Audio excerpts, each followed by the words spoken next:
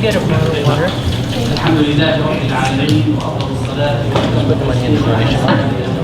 وعلى آله وصحبه أجمعين. أما بعد أيها الإخوة والأخوات،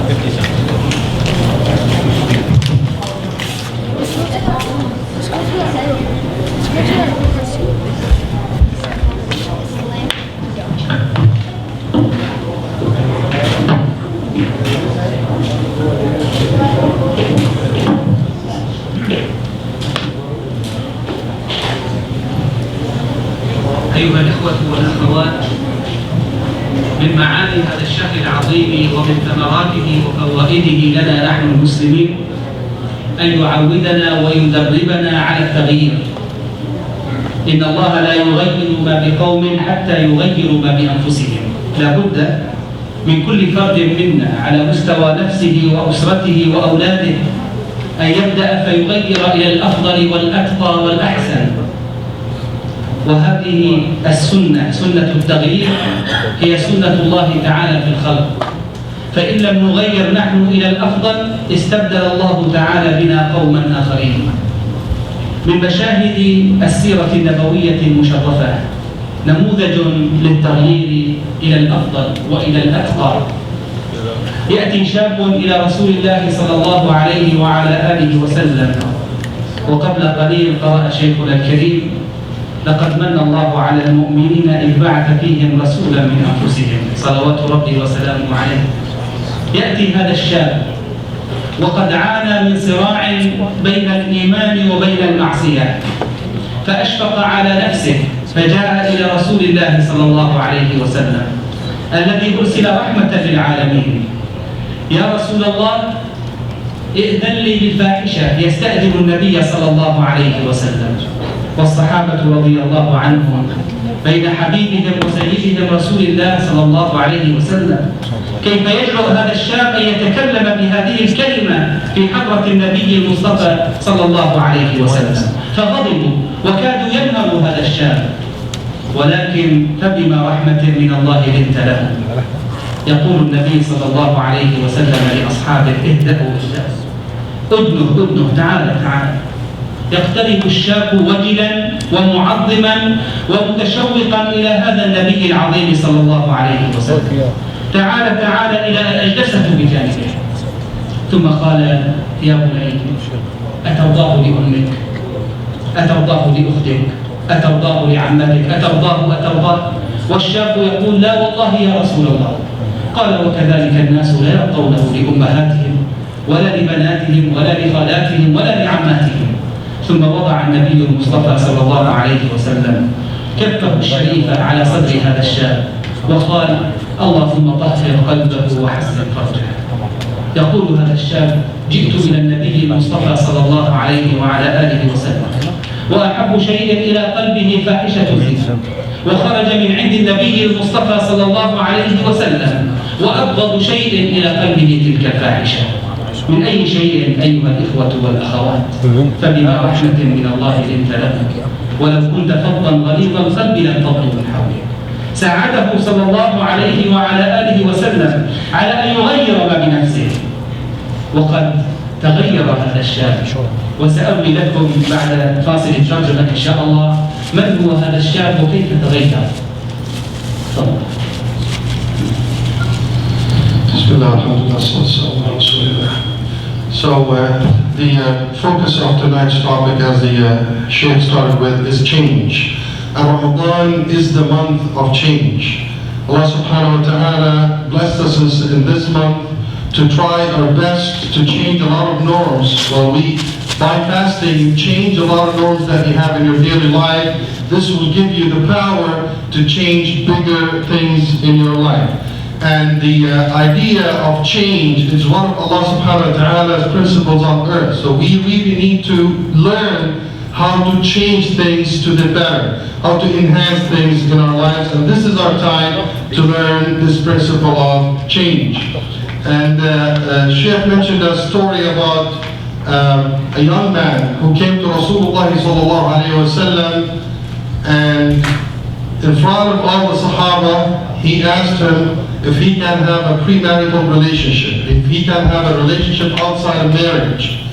So this man coming to Rasulullah sallallahu alaihi wasallam, although he could have gone on his own and did it without anybody noticing, but his act of approaching Rasulullah sallallahu alaihi wasallam is a sign of his willingness to change. The reason why he came up to ask the question publicly is because he wanted a solution.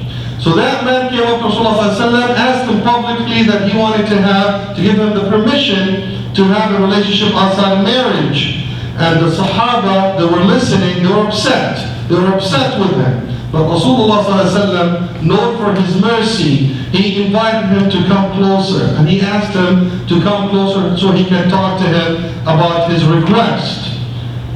So he asked him, sallallahu alayhi wasallam, would you accept this for your mother? Would you accept this for your sister?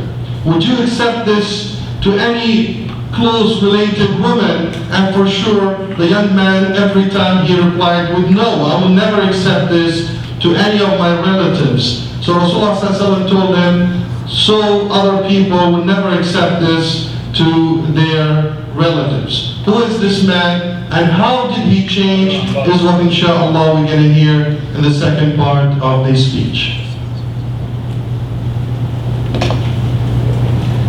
أقول أيها الإخوة والأخوات إن المسلم عندما يتطلع إلى التغيير يحتاج إلى مرشد يساعده وإلى بيئة ومجتمع يساعده أيضا على التغيير، وإلا فيخشى على هذا الإنسان أن يعود مرة أخرى إلى ما كان عليه. انظروا ماذا فعل النبي صلى الله عليه وعلى آله وسلم. يقول أبو برزة الأسلمي رضي الله عنه: كان في المدينة شاب يسمى جليبيب، وكان في وجهه ذمامة، كان شكله ليس جميلا، وكان أهل المدينة يحذرون من دخوله على بيوتهم.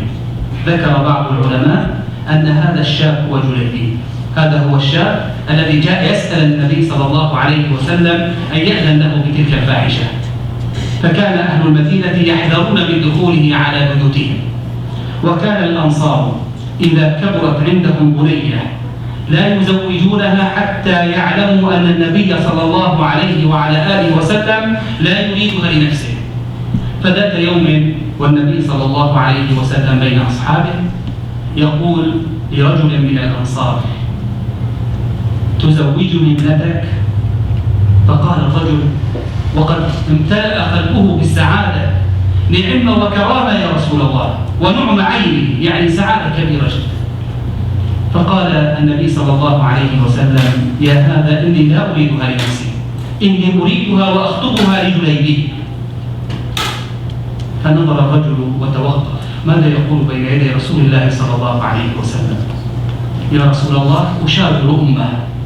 فخرج، ثم خرج إلى البيت وقال لزوجته: يا هذه إن النبي صلى الله عليه وسلم يخطب ابنتنا. فقالت: نعم وكرامة ونعم عيني. فقال: ليس له صلى الله عليه وسلم، بل لجليبيب. فغضبت المرأة وقالت: أجليبيب ابنه أجليبيب ابنه أجليبيب ابنه؟ لا والله لا أزوجها جليبيب. فخرج الرجل ليخبر النبي صلى الله عليه وسلم. فسمعت هذه الفتاة وقامت مسرعة إلى أمها وأبيها: ماذا يا أمة؟ قالت: النبي صلى الله عليه وسلم يخطبك لجليبيب. وماذا تردون على رسول الله صلى الله عليه وسلم؟ والله لا أرد أمر رسول الله صلى الله عليه وسلم، زوجوني بما طلب فوالله لن يضيعني. أي إيمان هذا من تلك الفتاة؟ لا ترد أمر رسول الله صلى الله عليه وسلم وهي بكامل القناعة واليقين أن الله تعالى لن يضيعها.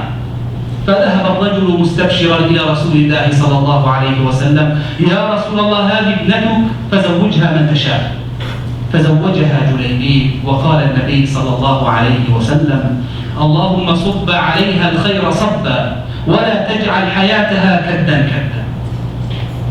ثم جاء يوم غزوة في سبيل الله، فخرج الناس مع النبي صلى الله عليه وسلم للجهاد، وانتهت المعركة وانتصر المسلمون، وجمع النبي صلى الله عليه وسلم الغنائم ليوزعها بين أصحابه. ثم قال لهم: انظروني في الشهداء، هل تفقدون أحدا؟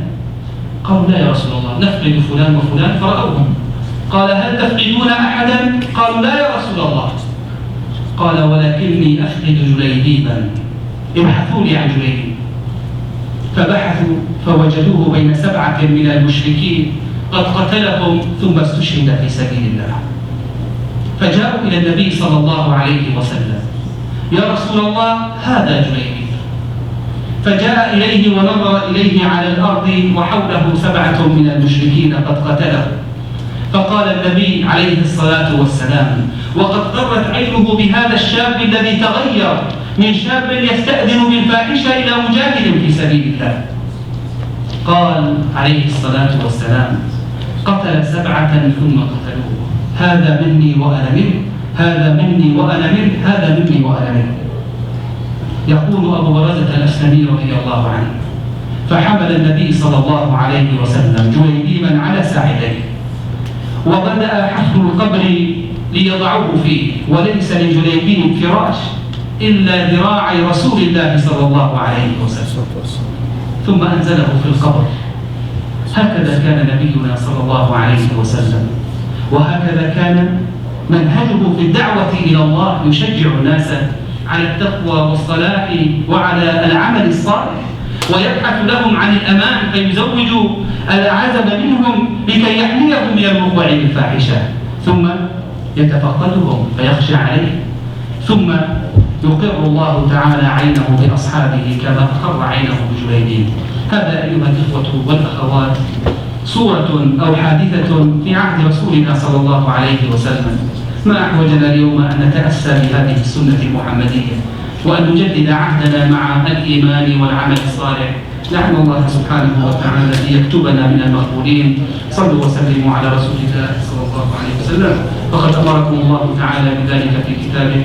اللهم صل وسلم وبارك وأنعم على عبدك ورسولك سيدنا محمد وعلى آله وصحبه أجمعين، والحمد لله رب العالمين.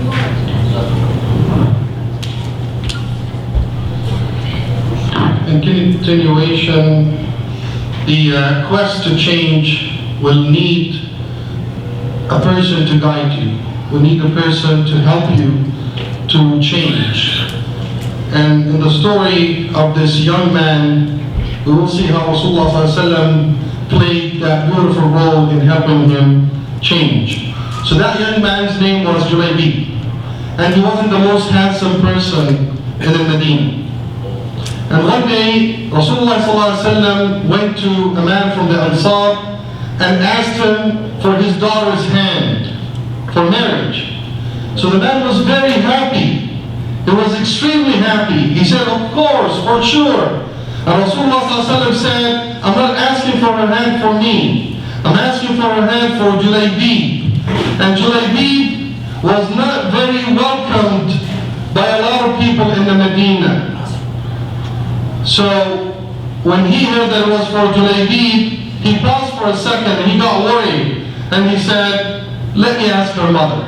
He found a way out of the question. He said, let me ask her mother. So he went home to his wife and told her Rasulullah ﷺ is asking for her daughter's hand. So again she was very happy, jumping out of joy. Of course, Rasulullah ﷺ. And he told her, hold on. He's not asking for her hand for himself. He's asking for her hand for Julaybi. She heard Julaybi and she changed 180 degrees. She said, no way, that's not going to happen. Is he his son? Is he his son? So that shows how much she didn't want that for her daughter. So she told him, tell Rasulullah ﷺ that we're not going to do it. So that daughter heard the conversation between her parents, and she went up to them saying, what's going on? And they told her that Rasulullah ﷺ is asking for your hand for Julaybi. And that faithful girl said, I will never turn the request of Rasulullah ﷺ down. I will never let him down. I will do as he wished. And indeed, Julaybi got married to that faithful girl. So here we see how Rasulullah ﷺ helped Julaybi. He helped him to get married, not only asked him not to do something, it's a lesson for all of us. We want people to change, we need to facilitate that change. We need to help them, make it easy on them. And that what Rasulullah ﷺ, the mercy for mankind, did for Julaybi. After that incident, Rasulullah ﷺ went out in a ghazwa, a battle, with the Sahaba with him. And Allah subhanahu wa ta'ala gave them history. So after the end of the ghazwa, they all gathered to Rasulullah ﷺ and he asked them, are you missing anyone? They said no. He asked them again, are we missing anybody? They said no. He said, Julaybi, go look for Julaybi. So they went out and they found Julaybi among 7 other men that he was fighting with, and he killed them. And for sure he got killed. So here he was lying on the ground amongst 7 other men. So they called Rasulullah sallallahu alayhi wa sallam to come and take a look at him. And they said, here's Julaybi, Ya Rasulullah. Here's Julaybi, he's a martyr. He's a martyr. He looked at him. He held him in his arms. And he kept him in his arms till they dug the grave for him. So here is a man that in the beginning of the story came to Rasulullah sallallahu alayhi wa sallam asking for zina, asking for a relationship outside of marriage, asking for haram. Rasulullah sallallahu alayhi wa sallam accepted him, embraced him, advised him. Then he helped him to get married, and his destiny and his end was martyrdom, shahada. He became a shaheed. He said when he visited Rasulullah ﷺ, asking him to allow him to commit zina, that was the only thing on his mind when he approached Rasulullah ﷺ. But after he walked out of that majlis talking to Rasulullah, he said, there was not on my mind at all. The only thing was is Allah subhanahu wa ta'ala wa Rasuluh. And this is a beautiful story of change that we inshallah need to keep on our minds. We need to work so hard to change ourselves. We need to seek the help of the people around us, and we need to facilitate change to help people inshallah and help ourselves change. May Allah subhanahu wa ta'ala help us change to the better always and always. And jazakumullah khair for your attention.